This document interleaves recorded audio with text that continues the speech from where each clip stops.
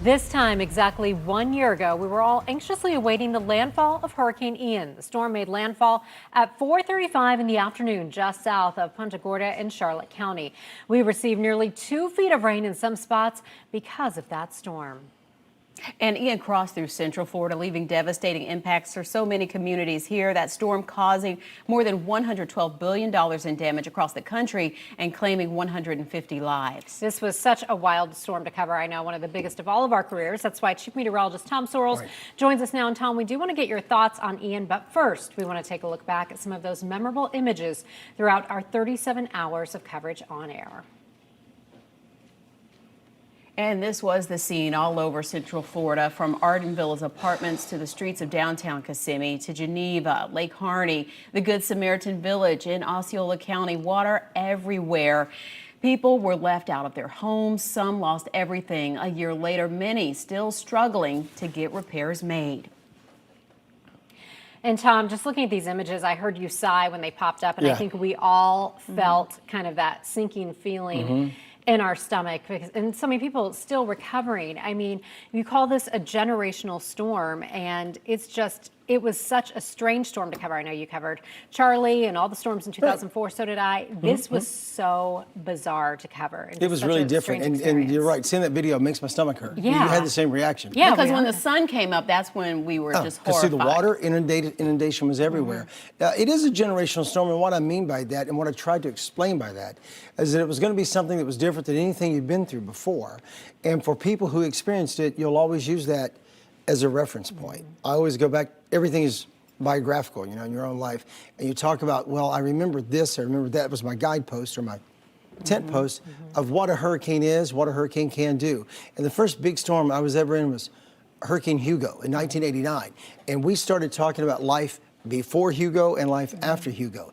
And I think for people like who were there in Good Sam, we'd never seen that before. We lived through, as you said, Charlie, Francis, Gene. We've lived through some rough storms, but we've never seen people floated out of a place like Good Sam. Oh my gosh. They will never forget it. Their families will never forget it. If your mom or your grandpa was there and you saw them floated out of there, you will never forget that. People who lost their homes on the east side, and it, way out east, the rainfall totals, I know you have all the numbers. You're going to talk about that, but the rainfall in Ponce Inlet was like 20 inches, New Smyrna Beach 21, and it happened all within about 12 or 24 hours. That's not over 3 to 5 days. That's over like one setting.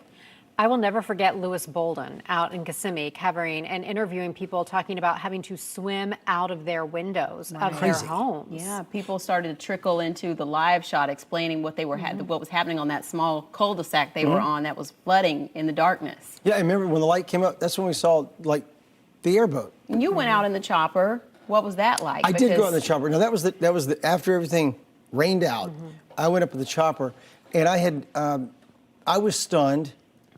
Oh, there I am. I was stunned by how I wouldn't say I'm trying to think. It's not isolated, but how here, there, and yonder. Like some people totally inundated, washed away, pulling stuff out of their homes, and other people a block and a half away with higher ground. No flooding, no power, of course, but having a totally different life. And it was almost reminiscent to me of like watching where a tornado went and where it did not.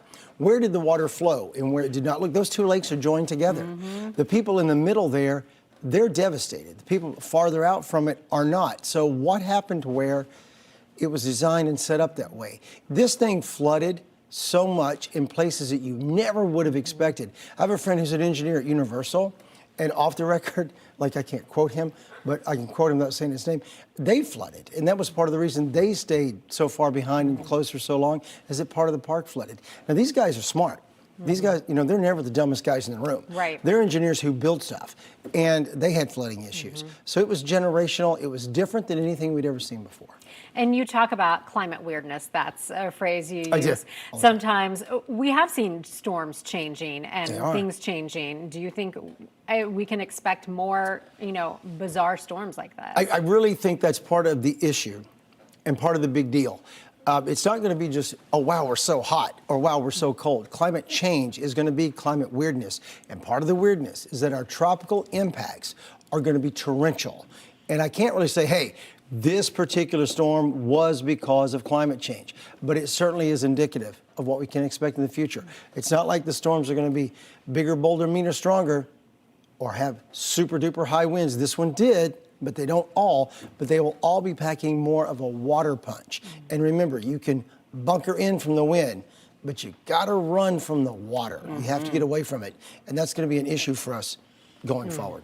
Yeah, there's so much to talk about, Tom. We thank you for coming in this absolutely. morning early with us, and you'll be doing Talk to Tom a little bit later today. Let me push my own show. I can't wait to be on. That's coming up at 3:30 live, and you get to talk to Tom right here on News 6 and clickorlando.com, and you'll talk about what's changed since the storm and the impacts being felt today. Now, don't forget, Tom, you still have to do the 4 o'clock newscast, so you can't talk too much during Talk I'll be to here. Tom. All right, Tom, thank you. Bye-bye now.